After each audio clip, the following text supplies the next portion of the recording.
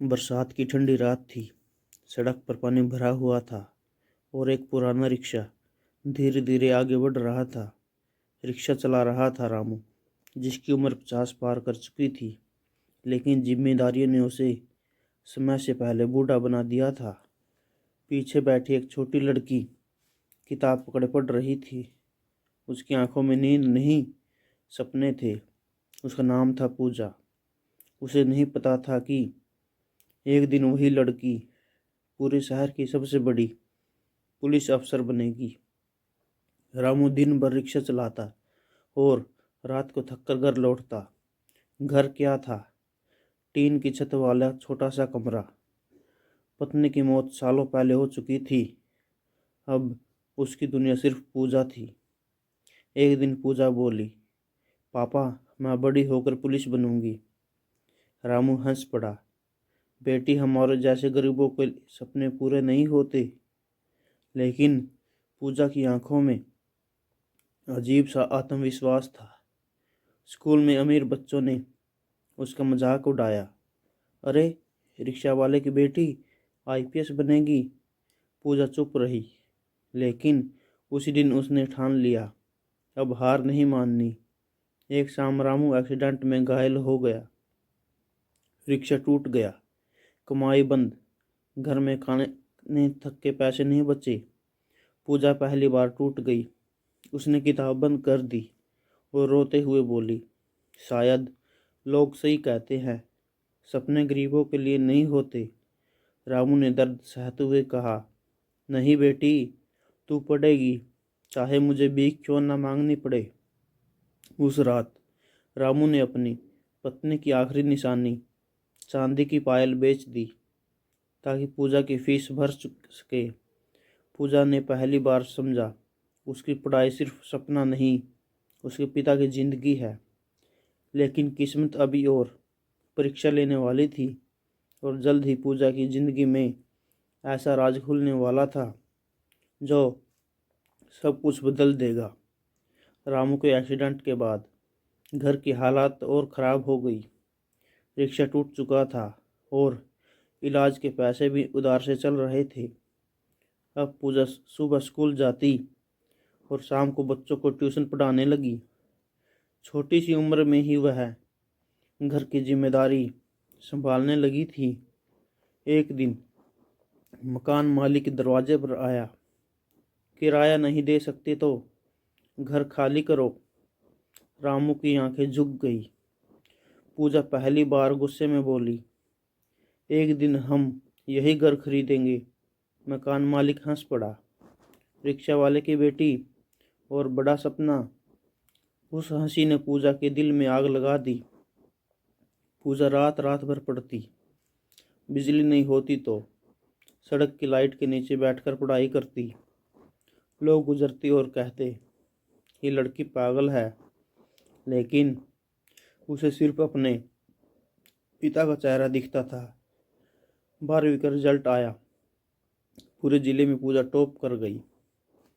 School में तालियां गूंज उठी। जो लोग मजाक उठाते थे वही अब फोटो खिंचवा रहे थे। रामू की आंखों में खुशी के आंसू थे। मेरी बेटी अफसर बनेगी। कॉलेज एडमिशन का समय आया। फीस इतनी ज़्यादा थी कि रामू के पास सुनकर ही चुप्पी छा गई।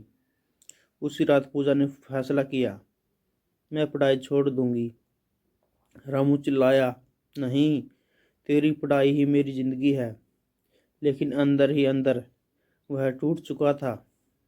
अगले दिन कॉलेज से फ़ोन आया, पूजा को पूरी स्कॉलरशिप मिली है। किसी अज्ञात व्यक्ति ने उसकी पढ़ाई का पूरा खर्चा उठाया है। पूजा और रामू दोनों हैरान रह गए। कौन हो सकता है? किसी को जवाब नहीं मिला। उस दिन से पूजा की ज़िंदगी बदलने लगी, लेकिन उसे नहीं पता था, जो उसकी मदद कर रहा है उसका संबंध उसके अतीत से जुड़ा एक ऐसा सच था जो आगे चलकर पूरी दुनिया हिला देगा। स्कॉलरशिप मिलने के बाद पूजा बड़े शहर कॉलेज में पढ़ने लगी। पहली बार उसने ऊंची इमारतें, बड़ी लाइब्रेरी और नई दुनिया देखी। लेकिन दिल में एक सवाल हमेशा रहता, मेरी मदद कौन कर रहा है। हर महीने फीस अपने आप जमा हो जाती, कोई नाम नहीं, कोई पहचान नहीं। कॉलेज में अमीर छात्र उसे कम समझते थे। एक लड़की बोली, तुम गांव से आई हो, आईपीएस बनना इतना आसान नहीं। पूजा मुस्कुराई, मुश्किल ही तो करना है। वह लाइब्रेरी में सबसे आखिरी तक पढ़ती। धीरे धीरे शिक्षक भी उसकी मेहनत पहचानने लगे। एक दिन कॉलेज में आईपीएस ऑफिसर का सेमिनार हुआ। वर्दी में खड़ी महिला अधिकारी को देखकर पूजा की आंखें चमक उठी। उसी पल उसने फैसला किया, अब सिर्फ सपना नहीं, यूपीएससी ही मंजिल है। इधर गांव में रामू की तबीयत फिर खराब होने लगी। वह पूजा को कुछ नहीं बताता था ताकि उसकी पढ़ाई प्रभावित न हो। एक रात पड़ोसी का फोन आया, तुम्हारे पापा अस्पताल में हैं। पूजा दौड़ती हुई गांव पहुंची। रामू कमजोर आवाज में बोला, मैं ठीक हूँ, तू बस अफसर बन जा। पूजा रो पड़ी। अस्पताल का बिल पहले ही जमा हो चुका था। डॉक्टर ने कहा, एक साहब हर महीने आपके पिता का इलाज भी करवा रहे हैं। पूजा हैरान रह गई। वही अज्ञात व्यक्ति, लेकिन इस बार डॉक्टर ने एक बात और कही। वो आदमी दूर खड़े होकर हमेशा तुम्हें देखता है पर सामने नहीं आता। अस्पताल के बाहर पूजा ने एक बुजुर्ग आदमी की झलक देखी। जैसे ही वह पास पहुंची, वह भीड़ में गायब हो गया। बस जमीन पर एक फाइल गिर गई। फाइल के ऊपर लिखा था, पूजा, भविष्य की आईपीएस। पूजा के हाथ कांपने लगे। आखिर कौन था वह इंसान? क्यों वह छुपकर उसकी जिंदगी बदल रहा था? और सबसे बड़ा सवाल, क्या उसका रिश्ता पूजा के जन्म से जुड़ा कोई राज था? फाइल हाथ में लेकर पूजा पूरी रात सो नहीं पाई। बार बार वही सवाल, कौन है जो मेरी जिंदगी बदल रहा है? फाइल खोलते ही उसके हाथ कांपने लगे। अंदर उसकी स्कूल की पुरानी मार्कशीट, बचपन की फोटो और पढ़ाई की पूरी जानकारी थी। मतलब वह इंसान इसे बचपन से जानता था। अगले दिन पूजा अस्पताल पहुंची और डॉक्टर से पूछने लगी, वो आदमी कौन है? डॉक्टर पहले चुप रहे, फिर बोले, उन्होंने मना किया है अपनी पहचान बताने से, लेकिन इतना जरूर कहा कि तुम्हारी सफलता ही उसका सपना है। पूजा और उलझ गई। घर लौटते समय पूजा ने अपने पिता रामू से सवाल किया, पापा क्या आप मुझसे कुछ छुपा रहे हैं? रामू की आंखें भर आई। वह लंबे समय तक चुप रहा, फिर बोला, बेटी तू मेरी किस्मत है, लेकिन सच ये है कि तू मेरी जन्मी हुई बेटी नहीं। पूजा के पैरों तले जमीन खिसक गई। रामू ने कांपती आवाज में बताया, सालों पहले उसे सड़क किनारे एक नवजात बच्ची मिली थी, बारिश में रोती हुई, बिल्कुल अकेली। वह उसे घर ले आया और अपनी बेटी बनाकर पाल लिया।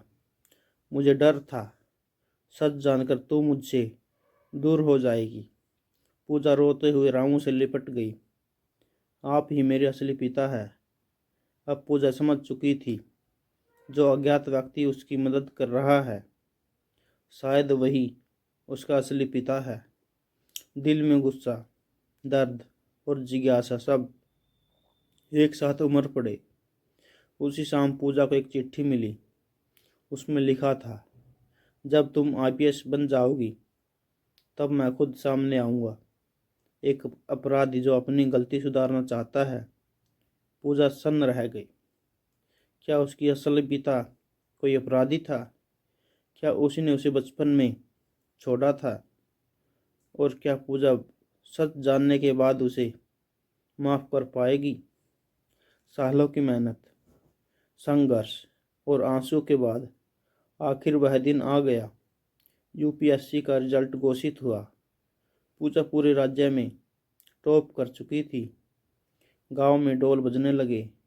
लोग जो कभी मजाक उड़ाते थे आज मिठाई बांट रहे थे। रामू की आंखों से आंसू रुक ही नहीं रहे थे। मेरी बेटी आईपीएस बन गई। पूजा ने वर्दी पहनकर सबसे पहले अपने पिता के पैर छुए। पासिंग आउट परेड का दिन था। पूरी ग्राउंड तालियों से गूंज रही थी। तभी भीड़ के पीछे खड़ा एक बुजुर्ग आदमी धीरे धीरे आगे आया। उसी पल पूजा का दिल जोर से धड़कने लगा। वह वही चेहरा था जिसे उसने अस्पताल के बाहर देखा था। वह आदमी कांपती आवाज में बोला, बेटी मैं तुम्हारा असली पिता हूँ। पूरा माहौल शांत हो गया। उसने बताया वह पहले एक बड़ा अपराधी था। गलत संगत और लालच में उसने अपराध की दुनिया चुन ली थी। एक दुश्मनी के कारण उसकी पत्नी की मौत हो गई। डर और पश्चाताप से उसने नवजात बेटी को सुरक्षित जगह छोड़ दिया ताकि उसकी जिंदगी अपराध से दूर रहे। वही बच्ची थी पूजा। पूजा की आंखों में आंसू थे। तो आपने मुझे छोड़ दिया? आदमी सिर झुकाकर बोला, मैं पिता कहलाने लायक नहीं था, इसलिए दूर से ही तुम्हारी जिंदगी बनाता रहा। उसने अपनी सारी संपत्ति गरीब बच्चों की शिक्षा के लिए दान कर दी थी। तभी रामू आगे आया। उसने पूजा का हाथ पकड़कर कहा, बेटी पिता वो नहीं जो जन्म दे, पिता वो है जो जिंदगी दे। पूजा कुछ सेकंड चुप रही, फिर दोनों के सामने खड़ी हो पूजा ने पहले रामू को सलाम किया, आप मेरे असली पिता हैं। फिर उसने दूसरे आदमी की ओर देखकर कहा, और आप मेरी जिंदगी की सीख है, गलत करने वाला भी बदल सकता है। पूरे ग्राउंड ताली से गूंज उठी। उस दिन एक रिक्शा वाले की बेटी सिर्फ आईपीएस नहीं बनी, बल्कि वह साबित कर दिया, हालात गरीब हो सकते हैं, सब